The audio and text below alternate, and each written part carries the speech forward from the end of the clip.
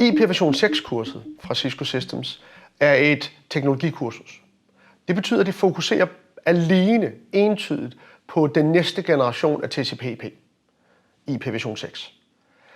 IPv6 er en protokol, vi har haft under udvikling i rigtig mange år, og som man i flere omgange har spået vil afløse vores normale TCP/IP, som i dag hedder version 4.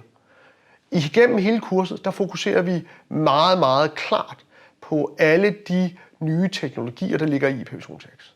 Så ved kursets slutning, der er man fuldstændig klar på, hvordan implementerer man dette? Hvordan arbejder man med det i en verden, der både skal kunne håndtere IPv4 og IPv6?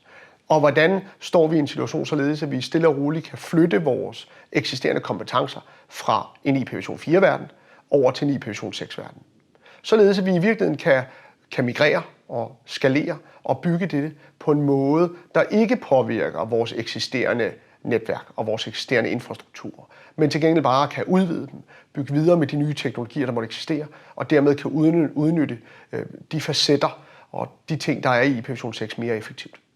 Det, der ligger i kurset, det er, at den næste generation af protokol bliver gennemgået i dybden. Det betyder, at i løbet af kursets forløb, der er ingen sten, der forbliver uvendt. Vi får rent faktisk tale om alt, hvad der ligger i IPv6. Alt det, der gør det anderledes fra det, vi er vant til i dag. Alt det, der gør det nyt. Alt det, man skal være opmærksom på. Alt det, der er det samme.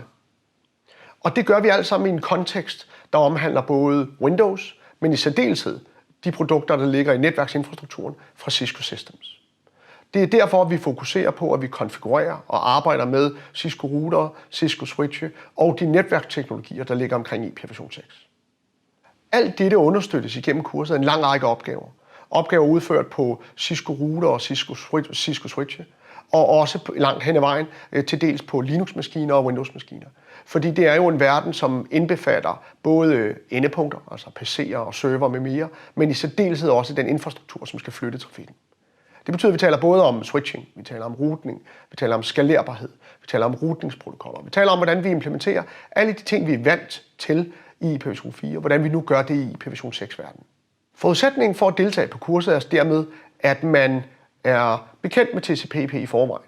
At man er bekendt med at operere en Windows-maskine, eller en Linux-maskine, eller et andet operativsystem. At man i forvejen ved, hvordan en Cisco-router og en Cisco-switch fungerer, og kan operere dem generelt set. En af de ting, der også gør IPv6-kurset en smule anderledes end mange andre kurser, det er for det første jo det teknologikursus, men også fordi det både dækker de behov, der måtte være for organisationer, små som store, men at det også dækker de behov, der måtte være for service provider, teleoperatører og operatører generelt.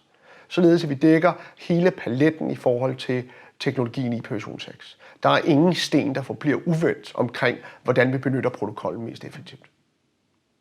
Mit navn er Lars Christiansen, og jeg har efterhånden i over 20 år arbejdet med både IPv6, men også med netværk som både konsulent, som designer og som underviser.